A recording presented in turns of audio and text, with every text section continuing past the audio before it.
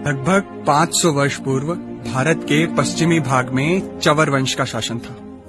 चवर वंश के राजाओं ने अफगानी हमलावरों का जमकर मुकाबला किया था। इसलिए दिल्ली का सुल्तान सिकंदर लोधी चवर वंश से नफरत करता था।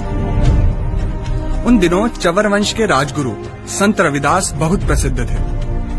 उनसे प्रभावित होकर मेवाड़ के राजा महाराणा सांगा ने उन्हें अपना गुरु बनाकर मेवाड़ के राजगुरु की उपाधि दे दी थी।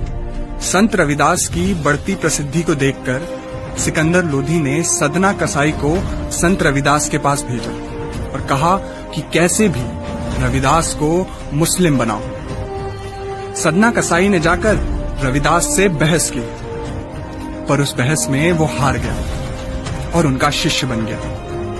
इस घटना के बाद सिकंदर लोधी और अधिक चिढ़ गया। उसने संत रविदास और उनके अनेक अनुयायियों को बंदी बना लिया। जेल में संत रविदास का भोजन तक बंद कर दिया गया और उन पर अनेक अत्याचार किए गए। उनसे कहा गया कि या तो तुम इस्लाम स्वीकार करो या फिर तुम्हें मरे हुए जानवरों का चमड़ा निकालने का काम करना होगा। बहुत अधिक अत्याचार सहने के बाद संत रविदास और उनके अनुयायियों ने चमड़ा निकालने का काम स्वीकार किया, पर इस्लाम कबूल नहीं किया। इस घटना का उल्लेख रविदास रामायण में मिलता है। भारत में चमड़ा वर्जित था, परंतु इस्लामिक आक्रमणों के बाद यहाँ पर चमड़े पर काम करने वाले मजदूरों की जरूरत बहुत बढ़ गई। गांवों में लोगों पर यह दबाव बनाया जाने लगा कि या तो तुम इस्लाम स्वीकार करो या फिर मरे हुए जानवरों का चमड़ा निकालने का काम करो।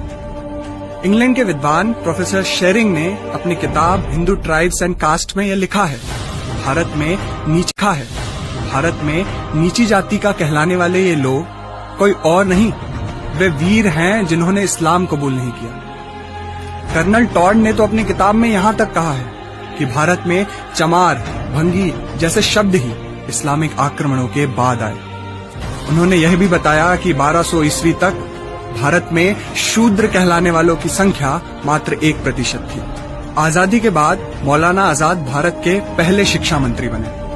उन्होंने जानबूझकर इन तथ्यों को इतिहास की किताबों से गायब करवा दिया ताकि देश में जातिवाद बढ़ता रहे और इसका फायदा कांग्रेस को चुनावों में मिलता रहे। जिन लोगों को हम नीची जाति का कहते हैं, वे लोग इस देश के पहले सत्याग्रही थे। संत रविदास ने उनका नेतृत्व किया था। वे सच्चे अर्थों में क्रांतिकारी। भले ही उनके बलिदानों को इतिहास की किताबों से मिटा दिया गया, पर उनको हमारे दिलों से कभी नहीं मिटाया जा सकता। क्योंकि अगर संत रविदास झुक जाते तो शायद आज हम कुछ और होते, या शायद हम होते ही नहीं।